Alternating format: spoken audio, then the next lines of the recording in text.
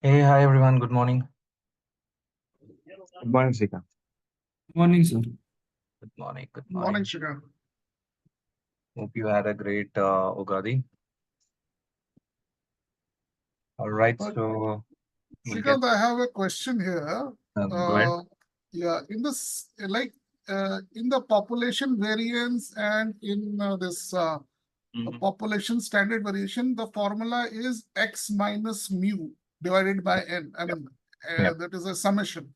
So Yeah. mu is the mean, correct? Yes. Yes. Now coming to sample variance and sample standard deviation, again the formula is summation of x minus x bar that and then square. Mm-hmm. So this x bar is nothing but mu, mean, correct? That's a sample mean. Sample mean is denoted by X bar, and population mean is denoted by mu. Sample mean, I didn't get it. I mean, maybe I I'll missed it. explain. Today, I'll explain you what is population, what is sample.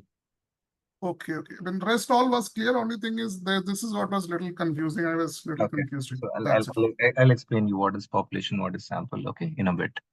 Okay, thank All you. right. So any other questions, guys, before we start?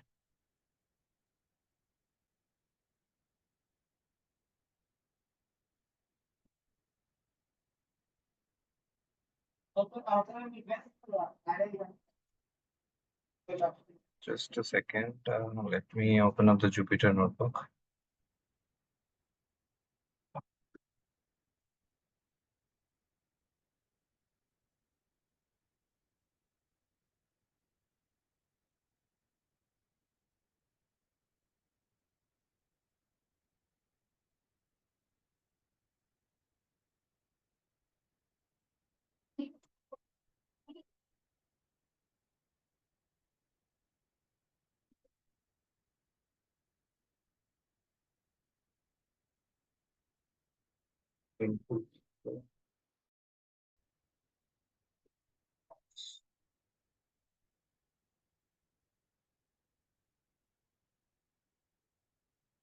All right.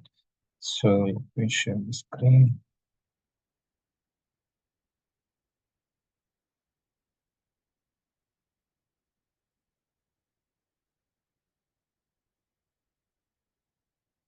Okay, I hope you can see my Jupyter notebook screen. Yes, sir. All right. Okay, so today we'll discuss whatever we discussed like measures of central tendency and measures of dispersion, how we can calculate all those measures using Python.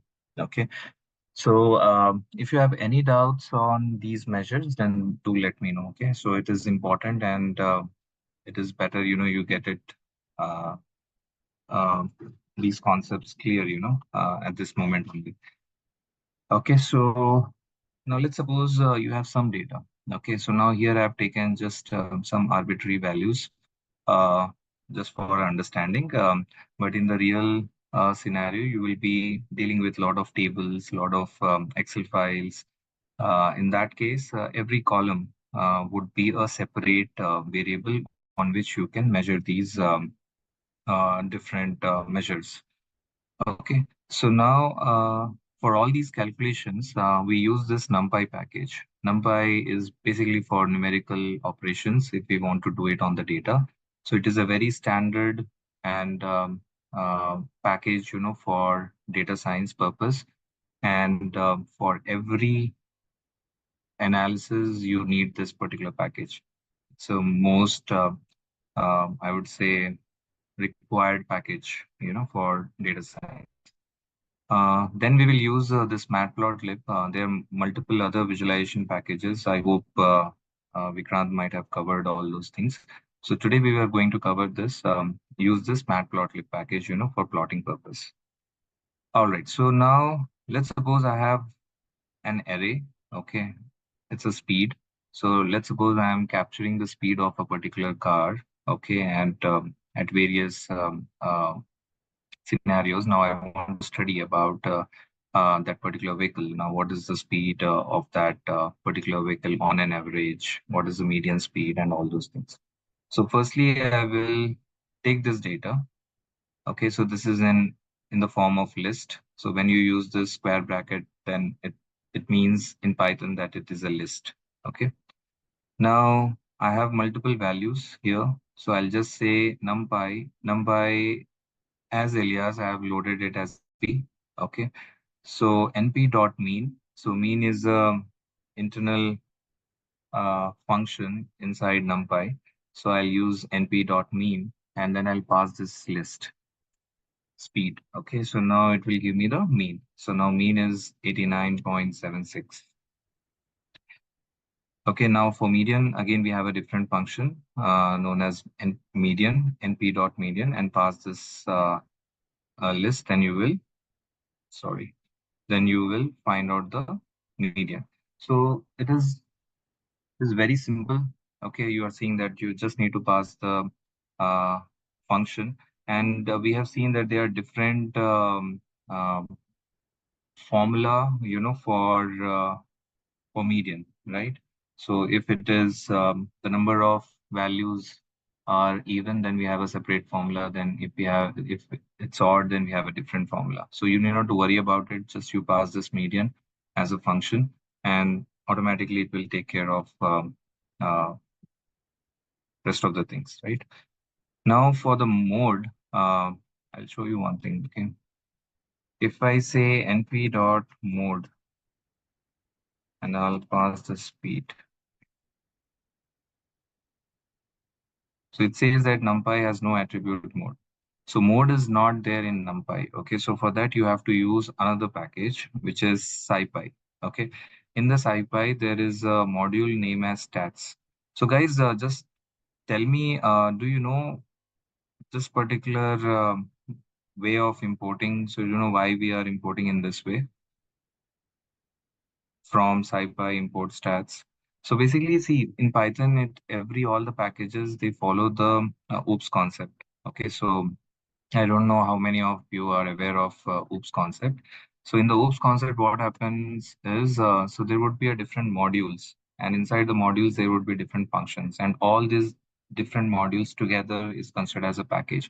So you can consider it as a folder. So you have a master folder. Inside the master folder, you have another subfolders, and inside the subfolders you have let's suppose files. So it is something like that. So you can consider this SciPy as a master folder. Inside that master folder, we have this subfolder or module known as stats.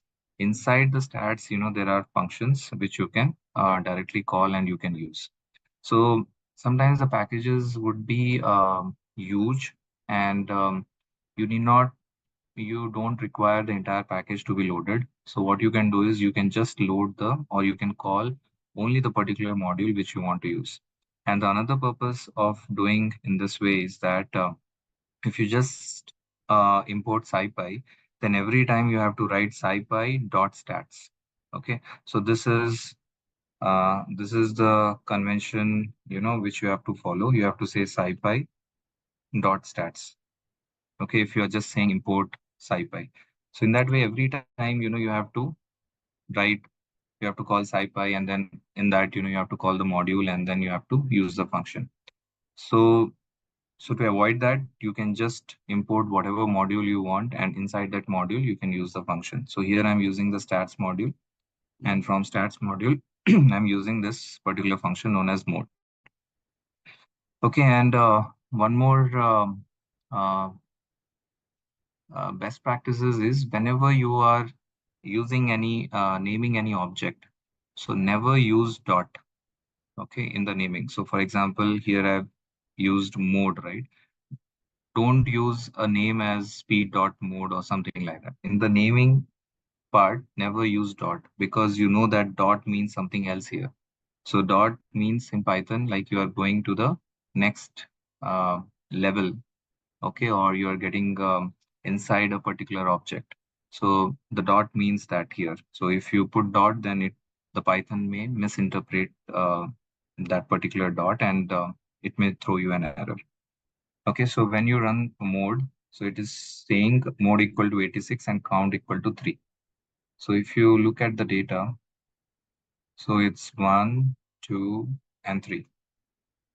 But as we discussed, this mode is not a right measure for a continuous variable where the values could be in decimal. So it is a very rare chance that you will find more than one value exactly same, that too, the decimal places, all entire same. So more generally, we avoid in the continuous variables. But if it is a discrete values like countable numbers, for example, here in the speed, in this case, it is basically a discrete. It's like countable number. It's not in decimals. Like these are integers. So here there could be a chance that okay, the same value of speed may come multiple times. So here it may make sense, to calculate the mode. But when it is a decimal places, like for example, you are measuring the temperature. So somewhere it would be 22.5, somewhere it would be 22.56. So there the mode would not make any sense. So depending on the scenario, depending on the data or the kind of analysis you are doing, you have to choose the right method. Okay, then we discussed about the percentile. So very simple here also. So you just say np dot percentile and pass the data and mention, what percentile value you are looking at. So if I'm saying 50, then it is giving me 87. And if you see that this 50th percentile value is nothing but the median. Okay, so even the median is 87, right? So you can use any percentile value. For example, if I'm seeing 90, okay, it is saying 102.2.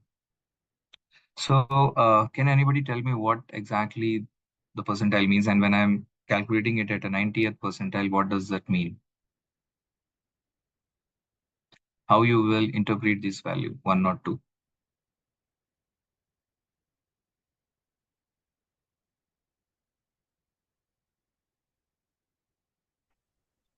And out of the existing values, so 102 is the 90th percentile in that. Yeah, it's a 90th percentile, but how you interpret that? How you will explain this So, to somebody? so let's say 100 is the 100 percentage, and then out of 100, like 80 is the maximum number which students have got, and out of 80, I'm just giving this as an example, out of 80, and then So $72. you're explaining me the concept. Mhm. I want how you will explain this particular value to somebody, to your business stakeholder. You will 102. not want to explain, what is percentile. So how you will put it in a very layman terms, like this 102. Guys, first of all, tell me what is percentile.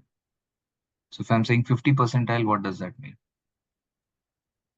So 50% of data is below that. Right, Yeah. exactly. So now you can say that, okay, there are 90% of the data is below 102.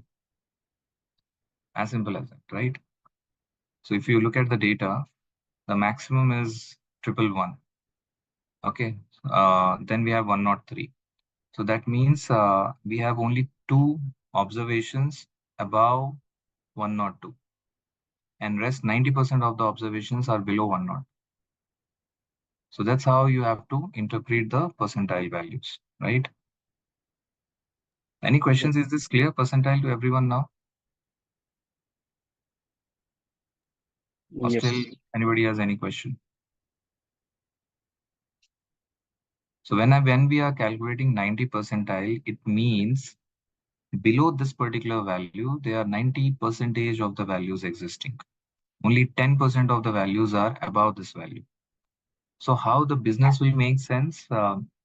They can make sense in a lot of ways. Okay, so for example, speed. Now I want to monitor this particular driver who is driving my vehicle. So I can able to know that okay, 90% of the time, he was below 102. 10% of the time only he was above this particular speed. So is it okay to me? That depends. Okay. Or if it is not okay, then I will check on 60%, 70%. So it will give me an idea like how many times in my scenario, how what was the value, okay, which is going beyond 60% or beyond 70%. So that will give me some sense of idea that how the things are, what is the state, okay, how the things are moving, okay, how the things are working, right? Okay, so those are the measures of central tendency. You will get one single value, and based on one single value, you can able to understand the data at large. Okay, so we understood what is the meaning of mean, but mean again, it may mislead you if there are any kind of extreme values in your data. Okay, so because mean is very sensitive to values, if there are any extreme values, your mean may not give you the right indication about your data. Okay, so now to make the mean reliable, okay, or to get some reliability on these measures, we go with measures of dispersion. So if we understand what is the range, okay, we understand what is the variance, what is the standard deviation, and along with that, if we go and uh, use these measures of central tendency, it will give us further more understanding about the data. Okay. So firstly, I'll talk about this var, which is variance. So again, in the NumPy, we will find this particular function, which is used for variance. Just pass this particular array, okay, and then you can able to find the variance.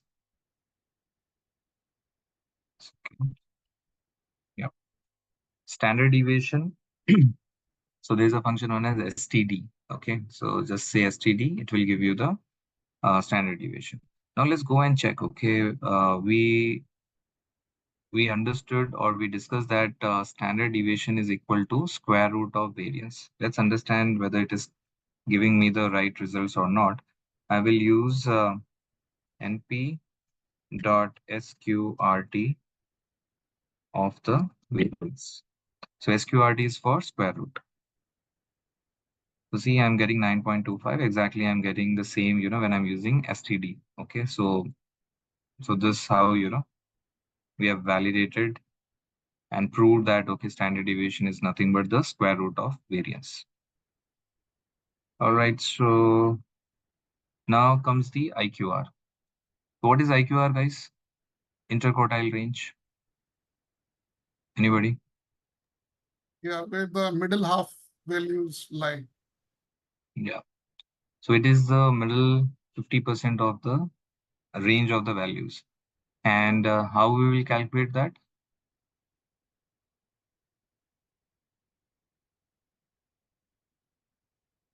Guys, how will you calculate IQR? Quartile 3 is third quartile minus Minus first quartile quartile. 1. First Right. quartile, yeah. Okay. So what is the third quartile? Third quartile is nothing but 75th percentile value, right? And Q1 is nothing but 25th percentile value. So Q1 means this is the value at below which there are 25% of the values existing. Q3 means below that value 75% of the values are existing. So if we subtract 25th percentile from 75th percentile, we will get the middle 50% of the values. Okay, so that is nothing but interquartile range. Okay, so by the name also it is clear that we are talking about interquartile means the inner quartile. Okay, between those two inner quartile, what is the range? That is nothing but the interquartile range. So it is Q3 minus Q1. So I will use again the NumPy package, use this percentile, calculate these quartiles. So Q1 is nothing but 25 percentile, Q3 is nothing but 75 percentile, and I will name it as Q1, Q3, and IQR I will calculate as Q3 minus Q1. I'm not sure whether we have a separate function for this, but this is how you can quickly, you can calculate the IQR. Then comes the range. Range is nothing but the overall range of the data, and that overall range of the data you can calculate by subtracting minimum from the maximum. Okay, so that is the complete range of the data. Okay, so range is 34. Now you have all these measures of dispersion you listed down, and then again, on beside that you list down all the measures of central tendency. If you look at anybody who has some statistical understanding, when they look at all these values together, they will get a complete picture about the data, how the data is varying, how the data, what is the central location of the data, all those things. What is the range? Everything they will get to understand.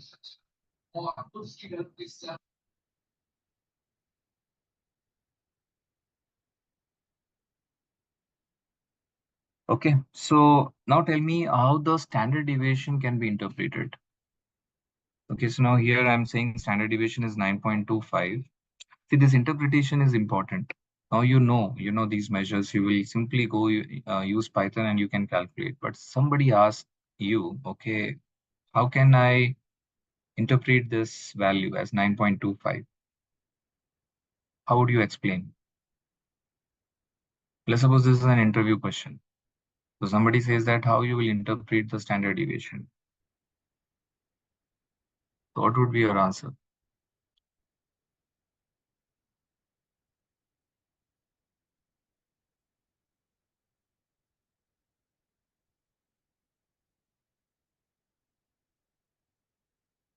Guys, don't be shy, okay? It's okay, okay? So we all are kind of together.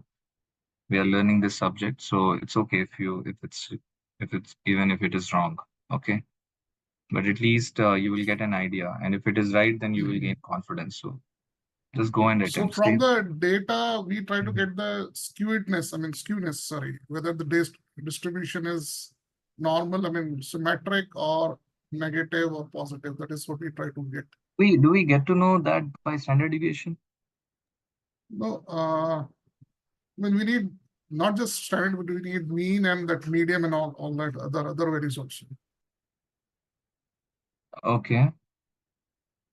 So if I'm a business guy, okay, how do you explain me this particular? Let's suppose I gave you the data and you calculate the standard deviation. And if I come and say that I don't know, what is the standard deviation? How should I uh, interpret or how should I understand this value? What would be your answer?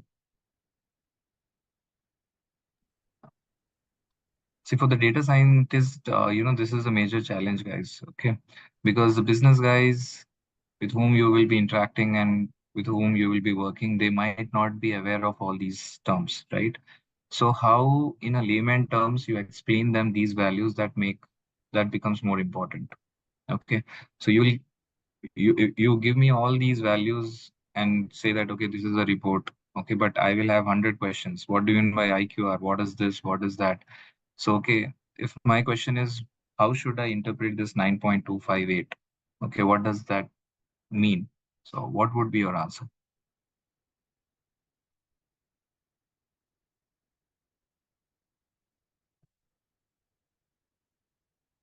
So first of all, you need to understand how we calculate the standard deviation. How we calculate the standard deviation, we find out the deviation of the values from the mean, and then we take the square. Okay, and then we take the mean, and then we take the square root. Okay, so you can refer to the formula. So you can simply say that, okay, this is the indication or this is the value which explains us how the values are deviating from the mean.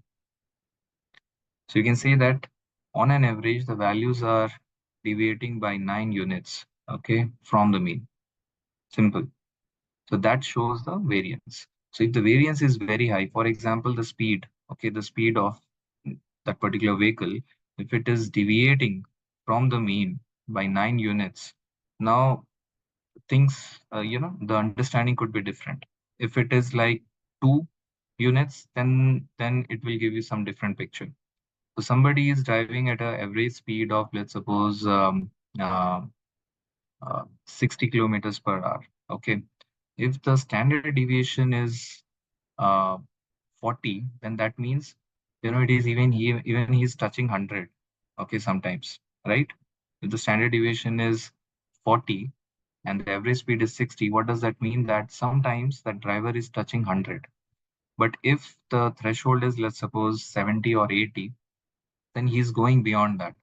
That clearly explains, okay, that you can understand by maths, by min and all those things.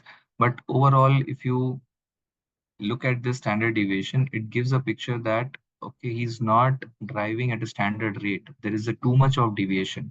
So he's going as slow as 20 kilometers per hour, or even he is going touching 100.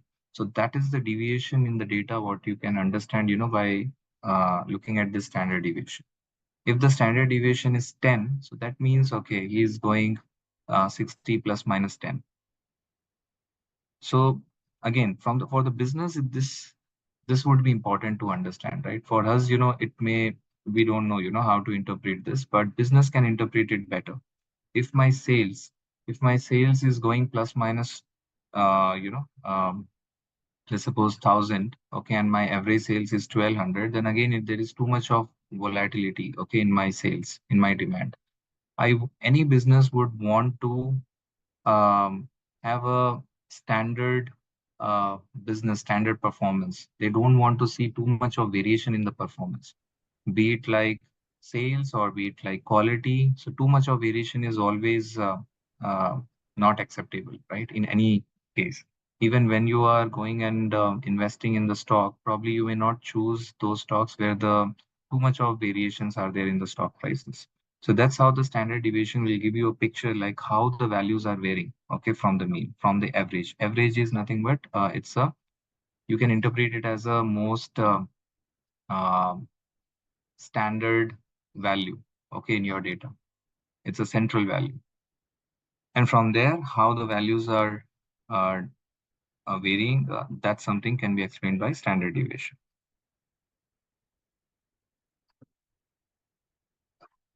Right, Saurabh?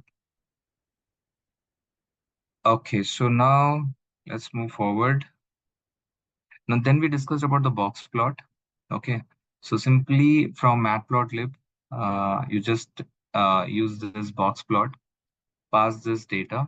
Okay, so here you can have box plot in the vertical as well as horizontal. So here vertical, I put it as false, so I'm getting it in a horizontal format.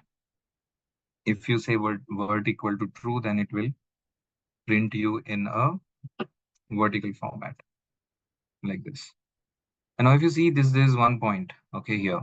So now what this means is this is an outlier. Okay, these are the extreme values. So what box plot will give you is some idea about, firstly, about how your data is distributed. And the secondly, it will also give you some understanding whether your data has extreme values or not. And it will also, and by this, you will also understand where exactly is the extreme value, towards the right or towards the left. Here we see one extreme value towards right. Okay, so if we remove that, probably my data may look normal. Okay, now by looking at this box plot, can anybody tell me whether this data is right skewed or left skewed?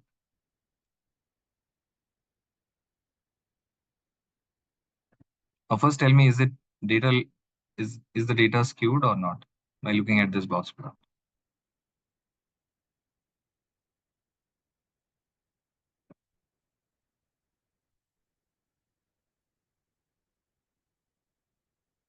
It is left skewed Left skewed.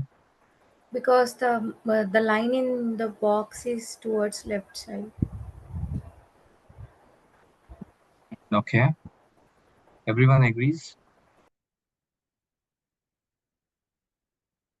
So when we have to comment about the skewness, we basically look at the tail. I mentioned you, right? To whichever direction the tail is longer, so we call that side skewed. Okay. So here in this box plot, what do you think? Where the tail is longer, left hand side or right hand side? Right side. Yes. So here again, one more thing, we are clearly seeing that, okay, the extreme value is on the right hand side. So that means my tail is longer on the right hand side. So if it's on the right hand side, then it is right skewed. It is positively skewed. Okay. So definitely it is not a normal. Yeah. So Sridhar, what is this bar, that colored line? What is that indicating? Is that mode or what? That's median. So box It's a plot, median. yeah, box plot. If I think you guys forgot this. So this is the data is divided into 4 parts. This one is the minimum number. So see here, these whiskers, what they will do is internally, they kind of ignore the outliers and they will take the data which is not varying too much. Okay, the data which are completely looks abnormal or looks like an outlier, they put it as a they show it as a circle. So it solves two purposes. One, you will get an idea about the distribution, and the second, you will also able to understand whether there are outliers or not, and in which direction there is an outlier. So this, let's suppose here we do not have any outlier, so it means that this particular point is nothing but the minimum value. Now this vertical line is your Q1. This is the starting box, and this orange color middle line is nothing but your Q2. That is, what is Q2? Q2 is nothing but your median. So this is your median. And this particular line is Q3. And now this is your maximum values, ignoring your extreme value. Okay. Otherwise, this is your maximum value. So by looking at, so now this entire box is your IQR. This is your 50% of the middle value. But when we are looking at this 50% of the middle value, we see that, okay, my median is towards left. Okay. And the mean would be somewhere here. Okay. They will not coincide because the mean, you know that, okay, it is sensitive to extreme values. So because of this higher value, the mean will shift here. Otherwise, if it is perfectly normal, your mean median mode will be the same point. And now this clearly shows that there's a strong skewness in the data. And it is a positively skewed. So with this visual, you need not to explain anything. If somebody understand the box plot, you just plot it and put it in your dashboard or put it in your report. Just by looking at this data, they will understand everything. The data is skewed, the median is towards the left, there is outlier towards the right, and it is positively skewed. All that information they will get it, through this particular box plot. Is that clear? Any questions?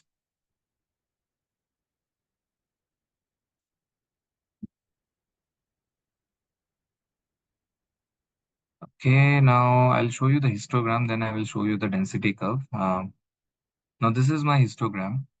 Histogram, as I mentioned, firstly, histogram, what it does is it breaks the data into multiple intervals, and then it counts the frequency of the values which are following in that particular interval.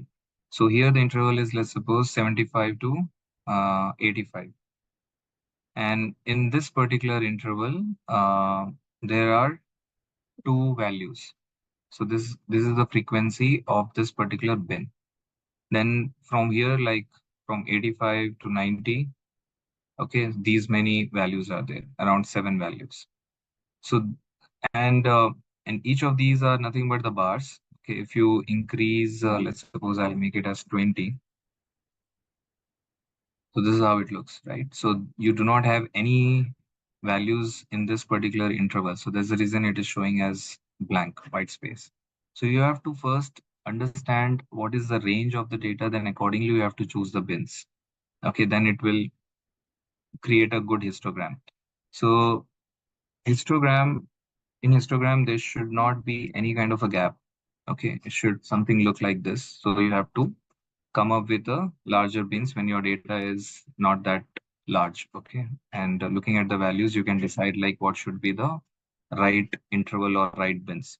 So here I broke the data into 5 equal intervals. Okay, so from I think this 75 to there are 2 bins, I guess here. Okay, 75 to 80, 80 to 85, then 85 to 90, 90 to 95, 95 to 100, something like that. Okay, so it has broken the data.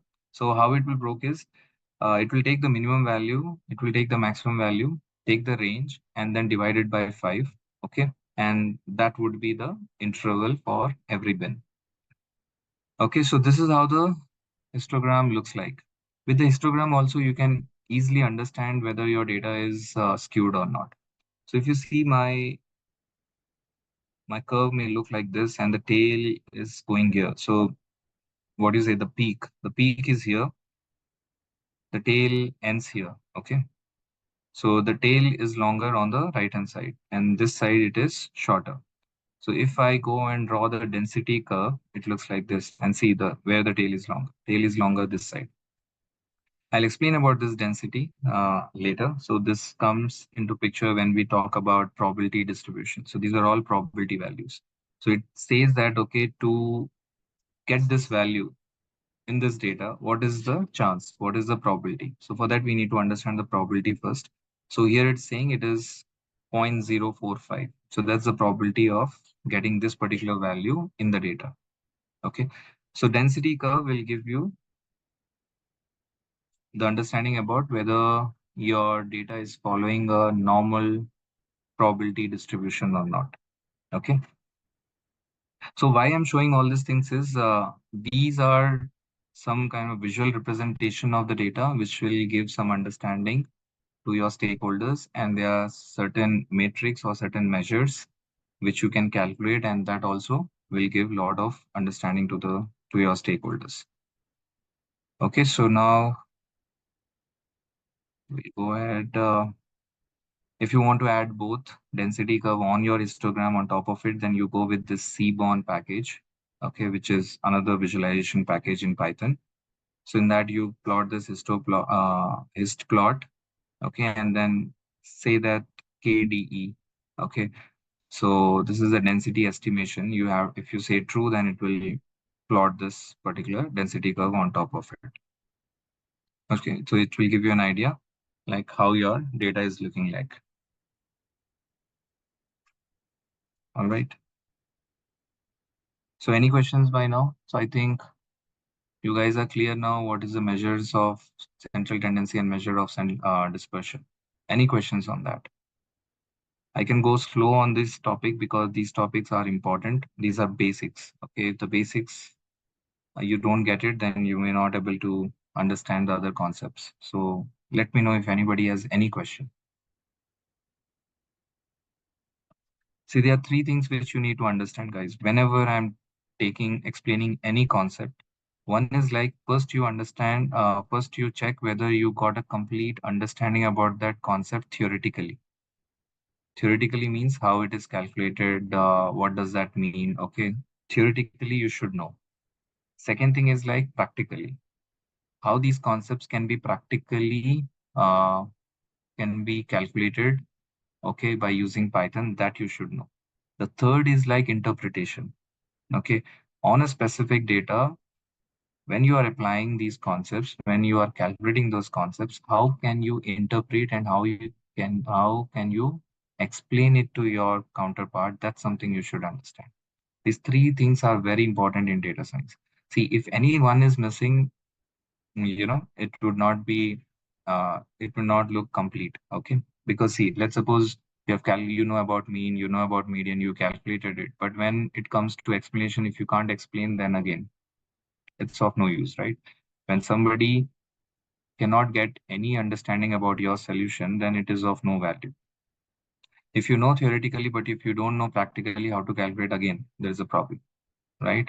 And if you don't know theoretically at all, then you don't know, how to move forward. So all these three are important. Whenever I am explaining you any concept, just think from these three lines, whether you're getting it completely or not. If anything is missing in terms of interpretation, in terms of concept, in terms of calculation on Python, let me know. Okay, so is it clear for everyone? Measures of central tendency and measures of dispersion.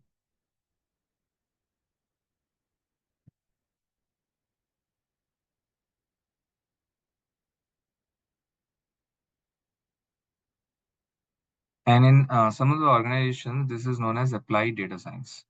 People say that applied data scientist or applied data science. So they give more emphasis on the applied part.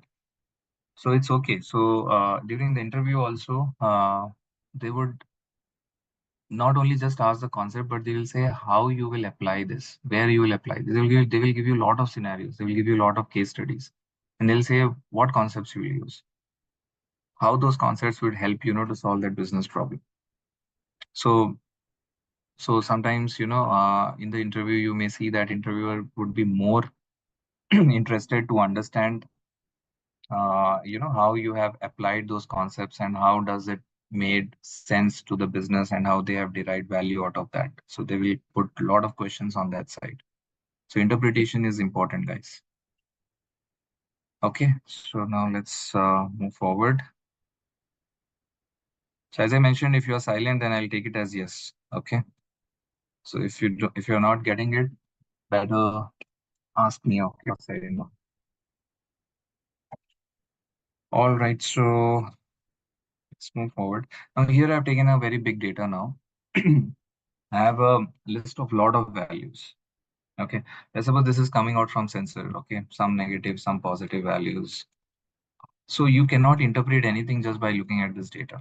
Okay. See, so many values.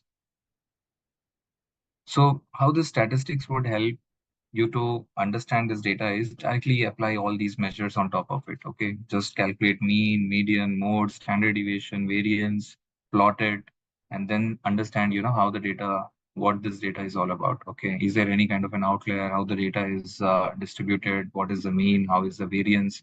Okay, then you will understand, okay, how the things are. As I mentioned, what is the definition of statistics? It is the study of a state. Okay, and that state you can study only through data.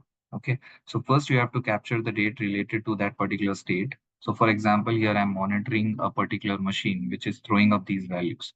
So how can I make sense of this data? I'll go and apply these statistical measures on this data, and then I will get some sense of this data. I'll get some understanding about this particular machine and that particular state. Okay. So I'm taking the data now. I'm calculating all these. Let me load this.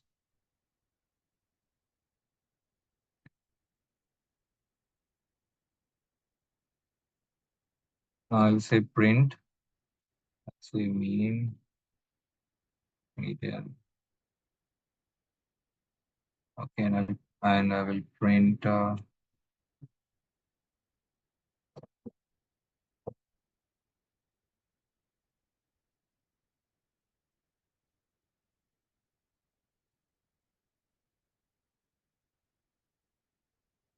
Okay. So with these three values, I'll get some understanding. Okay, so the mean is 0.011 and the median is 0.008. So now with these two measures only, I'll get some idea. Now the mean and median, they are not together. Okay, so that means it's not a complete symmetrical data. So there's some kind of a skewness in the data. Okay, then I will go and examine, what is the middle range, okay, of where the 50% of the entire data is lying between this IQR range. So it stays 1.507. So if I have some kind of a domain understanding, then I can able to understand whether it is in control or whether it is out of control. Okay, if the values are coming in this way. Then I will go and find out the standard deviation. Second.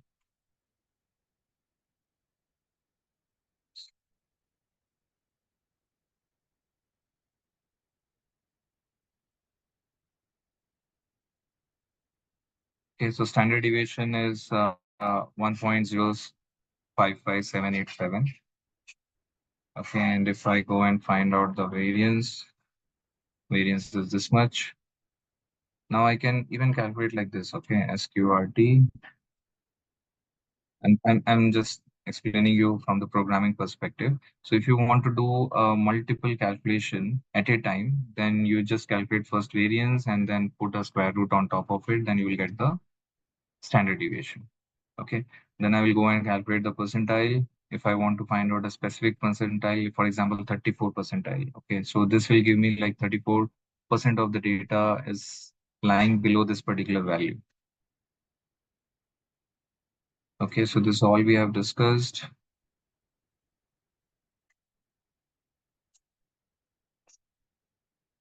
And this is my range. So my entire range of the data is 7.5 approximately, where the middle range is 1.5 or 1.51.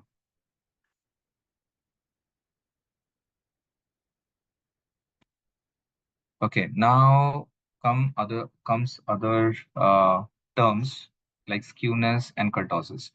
Through this box plot or through this histogram, through this density curve, we got some idea about how the data is distributed. But if you want to quantify, how the data is distributed, if you want to quantify the skewness. So see, this quantification is important when you are comparing two machines or two states, right? So just by looking at the graph, probably you may not able to understand how much skewness is there in each of these state. Okay, so but if you quantify that, you can easily compare where the skewness is high. So for that, again, we have a function available in this SciPy stats package. So in SciPy, there is a complete module on statistics known as stats. So in that, you go with the skew and pass this particular data. Okay, then it will give you the skewness. The skewness is this much. Now here the skewness for this particular data is 0.0323. Now if you want to compare with some other data, okay, you find out the skewness on that particular data and then you can compare. So in that, probably it may be, let's suppose it is 0.04. Then you can clearly understand that in which data there is a more skewness. Okay, and similarly the kurtosis. And we know that if the skewness and kurtosis is closer to 0, then it means they are following a symmetric distribution. They are having it is following a normal distribution. If it is towards positive, then the skewness means it is a positively skewed. If the kurtosis is towards positive, then it means it's a leptokurtic. Okay, there's a high peakedness. So based on this skewness and kurtosis, you will get an idea how the data is distributed, and you can quantify the skewness and kurtosis through these measures. Okay, so this is not now. So this is Yep. positive skewed, negatively skewed. No, it's a positive value, right? So it's a positively skewed. And kurtosis, what is that telling you? That is negative. So Yeah. what is It's a negative means it is I think it is high peakedness. Negative means. So there's a too much of high peak with a narrow distribution, narrow spread. So you're saying when kurtosis is negative, that is leptokurtic? Yes. Let me quickly check that. Because that information was not there, as far as I remember last time. You only described leptokurtic, mesokurtic, and platykurtic. You never told about positive or negative here. Leptokurtic is, let me correct myself. Leptokurtic is positive, platykurtic is negative. Okay, so if you have a high peaked, okay, then it is positive. You will get the positive values. If you are getting high positive values of skewness, that means it is positively skewed. If it is you are getting a negative value of kurtosis, then it means you are getting a little bit flat peak. Okay, it's a platykurtic. The peak is little bit flat. So what does that mean is here in the center, you will have multiple, values which are of high frequency. Okay, so see this particular bar is also tall. This is also tall. This is also tall. So because of which here the curve will become flat. Okay, if you have only one single bar here, taller bar, and adjacent to that, if there are shorter bars, then it would be too much of peak. Okay, it would be a very tall peak, narrow peak in the center. So then it is known as leptokurtic. If it is leptokurtic, then it is positive. Kurtosis is positive. If it is negative, that means it is following a platykurtic kind of scenario. Is it clear? Yeah. Okay. So now this histogram I am plotting where I'm putting other information also on top of this histogram. First of all, I plotted this histogram. Then I calculated the mean and median. And this looks a little bit normal to me because see the mean and median, they both are like coinciding to each other. So they are same, okay, almost same. So that means it is kind of looking symmetrical now. And even the data looks symmetrical, right? So you have a curve here and you have equal length of tail on both the sides. And these blue colors, these are lines, these are Q1 and Q3 quartile lines, okay? So this gives me some indication about how my data is distributed and what is the 50% of the data lies between what values. Okay, so, and see here, just to understand the code, first I'm using this hist function, passing the data, and I'm taking the bins of 10. Okay, then I'm using this means AXV line means axis vertical line. Okay, so vertical line first I drew for mean and put it a red color, then median, which is black color, and then I'm also labeling, because once you put a label, then it in the legend it will show you what that particular line is all about. Then I'm using Q1, putting it as blue, then Q3 putting as blue. Okay, and then I'm plotting the legend. It's the same object. PLT is the same object. I'm just adding one after the another. So in the same plot, one after the another, I'm kind of adding a separate measure, and then I'm finally showing that as plot.show. Okay. Mm, now I'll just quickly talk about this, but more on this, we will discuss later. In the real scenario, you will get a data like this. Okay. Something like this. Okay, where you will have different columns and you will have different rows. So here I have taken a column as numerical column, which will take some decimal values. I have a categorical column, which will take only limited categories. So here in this case, it's A, B, and C. And then I have a ordinal data. Ordinal data is another, it's nothing but a categorical variable, but here the categories will have some order. Okay, so here, let's suppose it is a rating. Okay, so people have rated 1, 2, 3, 4, and 5. So here these ratings have some order. You can quantify it. You can say that 1 rating is lesser than the 2 rating. 2 rating is lesser than 5 rating. Okay, so in this case, so I consider this particular column as ordinal. So in the real scenario, nobody will tell you whether it is an ordinal, whether it is a nominal, whether it is a continuous. So you have to decide. By looking at the values, you have to understand what is that variable, and then accordingly you have to choose the right measure. Now, whatever measures we have seen right now, so one by one we were calculating, right?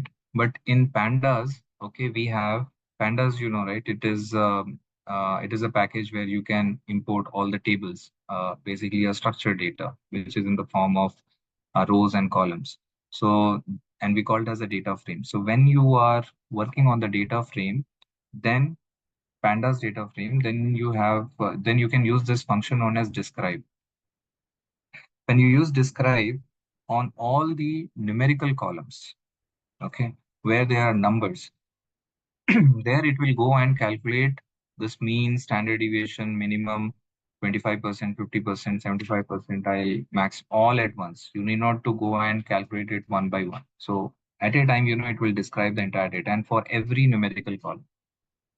Okay, so now if you say, it's not there, include equal to object. Let me see that.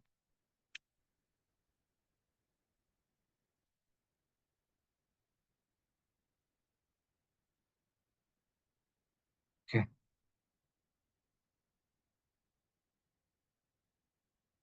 If you say include equal to object, then it will work only on the categorical column. Okay, so here the categorical column, as I mentioned, the mean, median, how you will calculate on this categorical column, which is having a values as A, B, and C. So how mean cannot be calculated because mean is a arithmetical calculation, right? So it will not work on this particular column. So you have to go with other measures. So what are other measures? I'm finding out the count. Okay, so what is the total count of values? So there are 5 values in it. What is how many are the unique categories in this particular column? How many unique values are there in this particular column? So it says 3, so which is A, B, and C. Now this top means nothing but the mode. Mode means the most top, highly, most frequent value in your data. So it is saying top is A. And what is the frequency of that particular A value is 2. So it is repeated 2 times, right? So it is giving me the frequency of that mode value. Now, if you want to print all at once, okay, so that is the first step what we do when we get the data. Once we get the data, we just say describe. So what it does is it will create an entire profile of your data. All the columns will be listed down. Okay, and for every column, it will give you the summary. It will describe every particular column. So I have 3 columns, right? So here in describe, I'll say include equal to all. If you do not mention anything, then it will only pick up the numerical column and it will give you the summary. If you say include equal to object, then it will pick up only the categorical column and then it will give you the summary of it. If you say include equal to all, then whether it is a continuous column, numerical column, or a categorical column, it will give the summary for all. Okay. So count, unique, top, frequency, mean, standard deviation. So wherever it is not applicable, it will say NaN. So which is means not a number. Okay.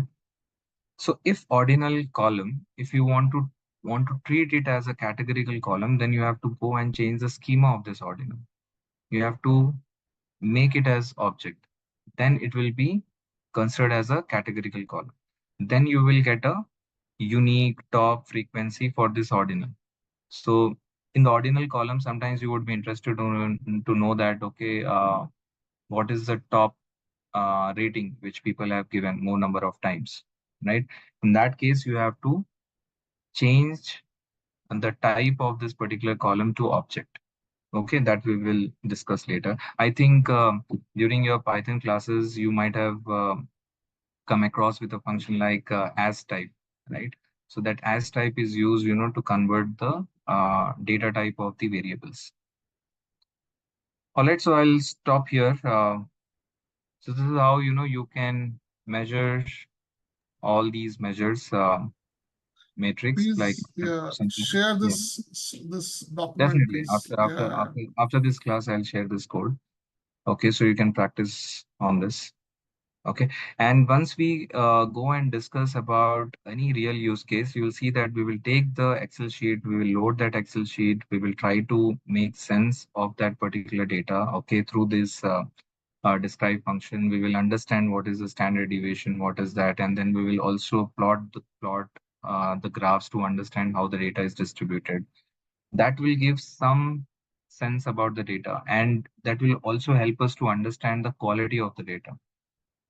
Okay, so I'll give you one scenario. Okay, for example, you have a data in which there are 3 columns where the data is not varying at all. Okay, data is like constant. So what do you think, that those variables would be important or not important if you see the values are not changing at all?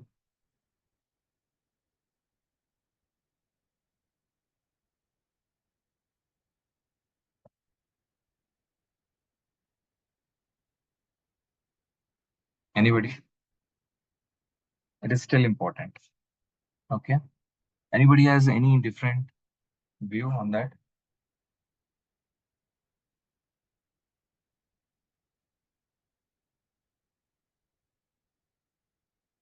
See, first of all, these measures will not make any sense, okay, if there is a constant value. You calculate mean, you calculate median, you calculate mode, every 3 values would be the same. Second, if you calculate the standard deviation, the deviation would be 0. If you calculate the variance would be 0 because the values are not changing. Okay, it is just one standard value which is throughout your data. Okay, so generally, if we have those kind of variables, we remove that. Okay, so we don't use it. Second, there is another scenario where every value is unique in the column. So for example, customer ID. So every customer has a different ID. So that customer ID will also is of no use. So when we look at the data and we find any such kind of scenarios, okay, where such like ID, basically I'm talking about the categorical column. ID will be a categorical column. It is not a numerical column because ID would be alphanumeric. So if we have any categorical column which has where every value is unique, then it is of no sense, no meaning. Okay, so we will remove it. If we find any numerical column where the value is exactly the same, for example, age. Let's suppose I have a customer and every customer age is 22 years. Would I get any information out of that? I will not get any information about what age group of people are buying what if the age is constant, right? So it will not give me any information or any value, okay, in terms of making any kind of decisions. So in those cases, I will just discard. So all this kind of understanding you will only get if you describe your data. And by looking at those measures, you can get an idea that how this data is, what is this variable is all about, and how it is distributed. And then accordingly, you should take a call. So these measures also help you to pick up the important features, important columns, which could be helpful for your analysis. Okay. All right. So now I'll quickly move to any questions, guys?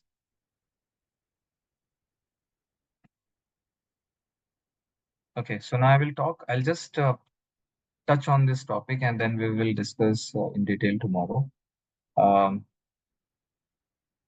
You have in the beginning, you have asked, right, what is population, what is samples? Okay. So let me touch that topic and then we will wrap up. So see, the population, as I mentioned in the earlier classes also, it is a set of all the items or all the units which is of my interest, okay, for my analysis. So for example, all likely voters in the next election, all the parts which is getting produced today, okay, all the sales receipts of a particular month. Now I have to define what I'm going to analyze. If I'm going to analyze about the voter sentiment for the next election, then every voter who is eligible to vote uh, will be of my interest, right, for my analysis. So in that case, I am dealing with the entire population. Okay. If I want to understand how my sales was in the month of November, then every transaction, every receipt in that particular month will be of my interest. If I want to understand what would be the quality of my parts which are getting produced in my manufacturing plant today, then every part will be of my interest. Now you tell me, let's take first example. If I want to find out the voter sentiment for the next election, if I want to do the analysis, and if I'm considering the entire population, would it be easy for me to analyze? Yes or Not no? at all. Not at all, right? I think it is highly impossible also, right? So first of all, you will get from election commission, you will get some idea about, how many voters are there. You will get a count. And even let's suppose some or the other way, you also got the addresses of all the voters. Is it really possible to go and connect with every person and understand what they are going to which party they are going to vote? It's not. Okay, it's a highly difficult task. So then does that mean that this analysis is not possible? But people are doing, right? You will see on the news channels, you will see various uh, media that people will put some kind of uh, analysis in front of you that, okay, this time this party is going to win and there is 90% chance. How they are doing that? So what they will do is they will take the sample. Now, what is the sample? In a layman term, it is a subset of the population. I will take 1,000 voters, let's suppose. I'll select it randomly and I will take the interview, right? So you might have seen that a lot of surveys are happening. Okay, so generally it happens when we go out in malls. Okay, we see that people ask you, do you have time for 2 minutes or 5 minutes? And they will ask certain questions, or they will give you some uh, uh, survey paper and then they will ask you to fill it, right? And even the feedback forms, people generally ask you to fill when you are purchasing any product, okay? Or when you are enrolling for any services. So why generally they do? They will not go and ask with everyone possible, all their customers. Randomly, they pick somebody and they will ask them, to give their comments, okay, or their feedback. So why they will do is with that sample, they will get an idea about the entire population. So with this 1,000 voters, if I have selected properly, okay, if my sample is good enough, then I will get some idea about what the population would be thinking. Are you guys following? Okay, so now if I have to do the quality check, do you think it is feasible to check every product? Let's suppose I'm producing screws, nuts and bolts. Do you think it is possible for me? It is even feasible to go and check the quality of every nut and bolt which I'm producing? Again, not. So again, I will take the sample. I'll take some sample in between, okay, during the first hour of production, then again sometimes in between and sometime at the end of the production. And then I will check the quality of the products. If the product, the quality is good enough, then I can comment that, okay, the quality of all the products which have been manufactured today was good. Okay, everywhere you see that people, whenever even the auditing happens, okay, the auditor will just pick up some sample and then they will audit that. In the companies, you might have seen certain audit process going on. So they will not check every damn case. Okay, so they will just pick few cases and then they will randomly check. Everywhere it happens by sample only. Even in the life sciences, when you have to go and do some kind of a drug testing, okay, or vaccine, they want to launch. So they will go and randomly try it on certain individuals on different age groups to see that whether that particular vaccine is working properly or not, whether that particular drug is reacting in the right way or not. And then they will go and launch. So everywhere it's not possible to analyze the population. Okay, in those scenarios, we go with a sample. Now, when you're talking about mu and talking about X bar, so these are the notation in statistics which we use, to define the population mean and the sample mean respectively. So for the population mean, we denote it as mu. For sample mean, we denote it as X bar for the understanding sake. Otherwise, if we denote it with the same notation, then again, it is a confusion. Whether it is a population mean or whether it is a sample mean, there would be a confusion. So for that purpose, we have a different notation for population mean and the sample. So if we have the entire population data with us, for example, now I have the quality of all the products which I have produced today. If I'm going and calculating the mean on top of it, I will define it as mu. If I randomly pick certain parts and then calculate the quality of those products, then it will be defined as X bar. Is it clear now? So like that, we have multiple other parameters, okay, which we call as population parameters. Yesterday I mentioned, right? So we have, so there are 4 population parameters. One is mean, second is variance, third is standard deviation, and the fourth is proportion. So mean, we define it as, for population, we define it as mu. For standard, for variance, it is denoted as sigma square. Standard deviation, it is sigma, and proportion, it is capital P. So just equivalent to each of these population parameter in sample, we denote it as X bar. This we denote it as S square, standard deviation as S, and proportion as P hat. So this is for notation purpose only, guys. So in the books, when you are referring to these notations, you can easily understand what these notation means. Okay. Any questions? In the previous class, there was something about weighted mean. Which one? In like the first class of statistics, there was something you Weighted explained mean. about weighted mean. Yeah. Weighted mean, yes, yes. Yeah. So you took the like midterm and final exam, and you took the Yes, weight. yes. Number. So when you got the calculation, it was 90.2. But when we do it in the similar normal mean, also it is 90. So there was not much of a difference. So where do we use it, or why do we take, like, why is there a separate this thing for that? Yeah, so okay. So the when you have values, okay, for example, quality values, okay, quality parameter I'm checking and I have a values there. So if I want to give more weightage, let's suppose wherever the quality is going down, okay, that is the area of concern for me, right? So in that case, I'll give more weightage to those values where the quality is below certain threshold. So what will happen is when I'm calculating the mean, So the more emphasis or the more importance will be given on those values which is of my concern, okay, which is something very important for me. So in that case, I will give more weightage to those.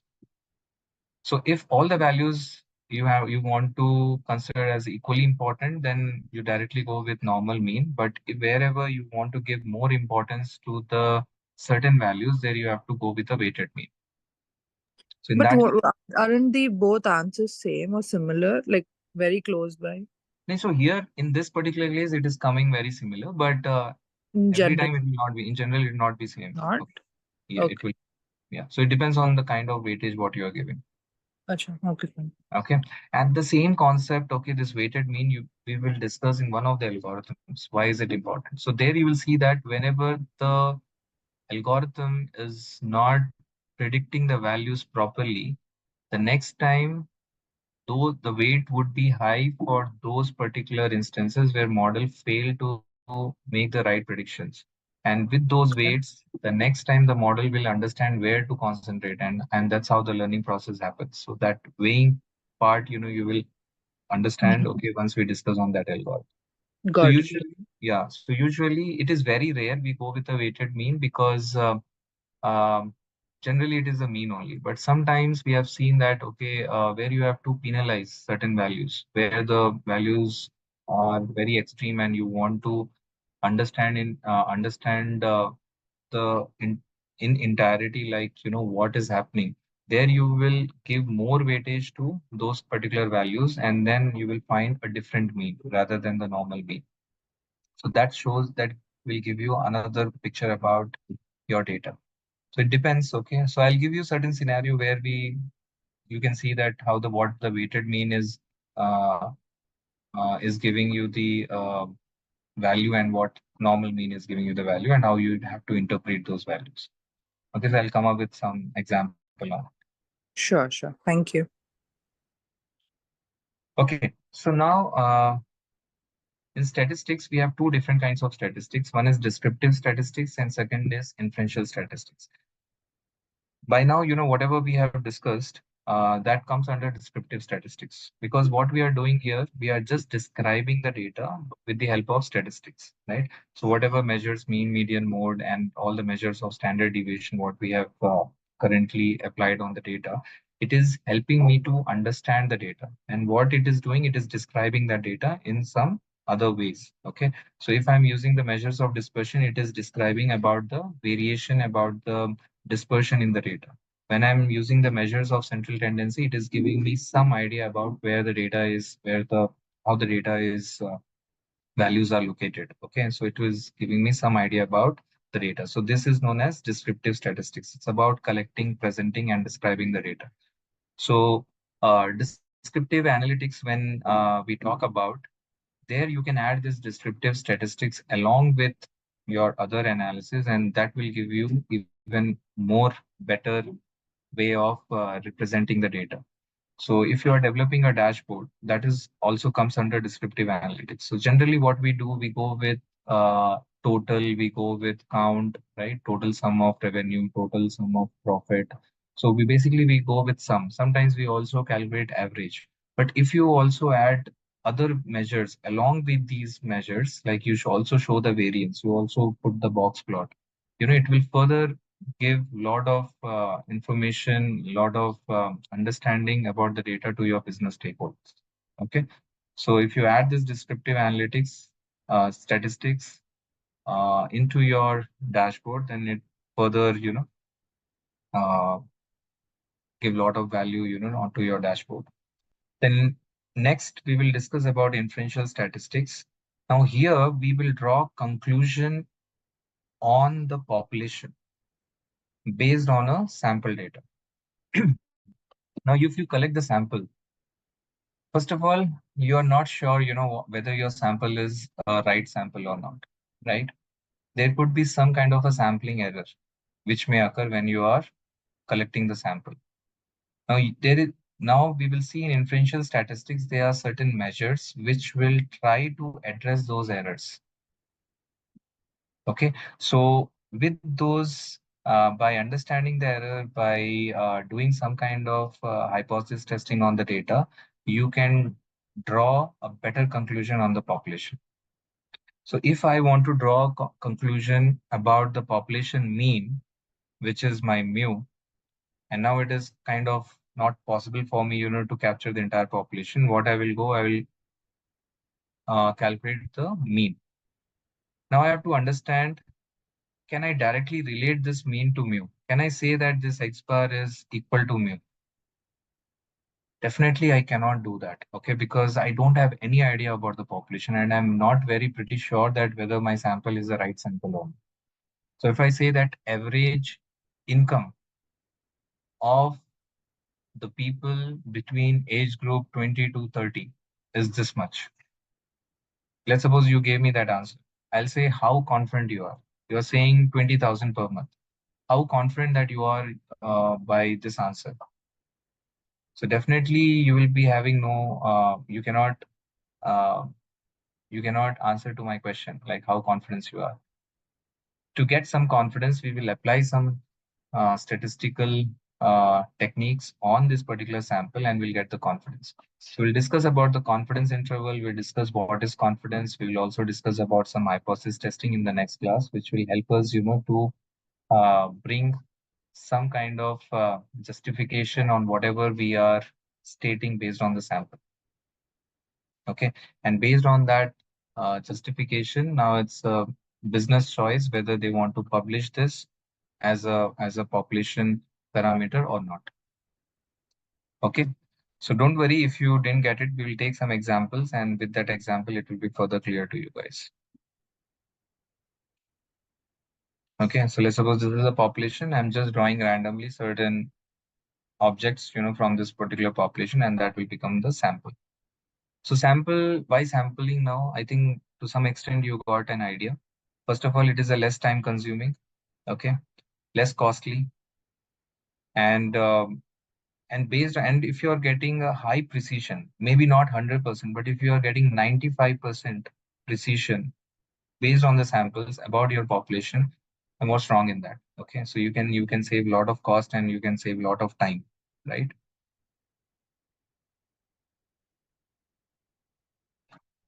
Okay, so if accessing the population is highly impossible, then sampling is the only option.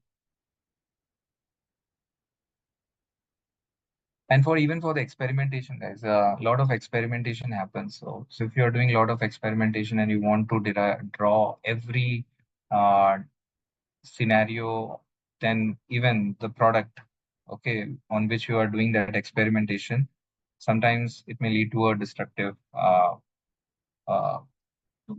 situation. Okay, so in that case, we go with a sample. We'll just run those experiments for a couple of times and it will save the product. Okay, so not much. So for example, testing. If I want to test the vehicle, okay, how it is performing. If I go and drive that vehicle in every scenario and every situation, then that vehicle will go, it will break down, right? So what I will do is I'll just take some sample data by driving that particular vehicle in certain scenarios, and then I will collect that data, and then I will do my analysis on top.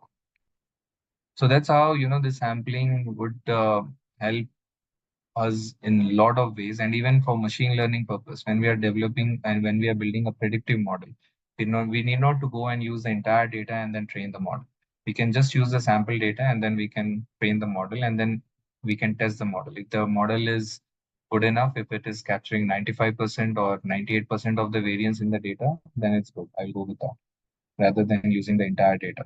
Because again, it is a time consuming. It may take a lot of time for the model to learn, on the entire data.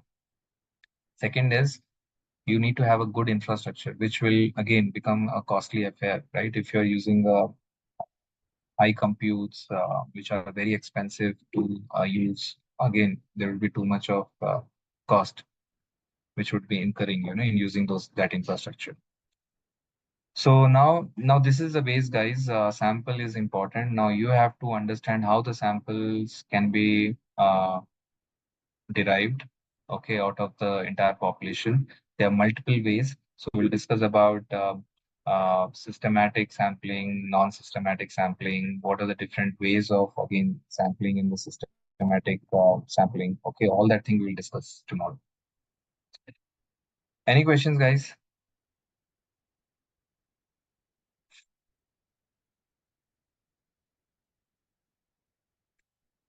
Are we good?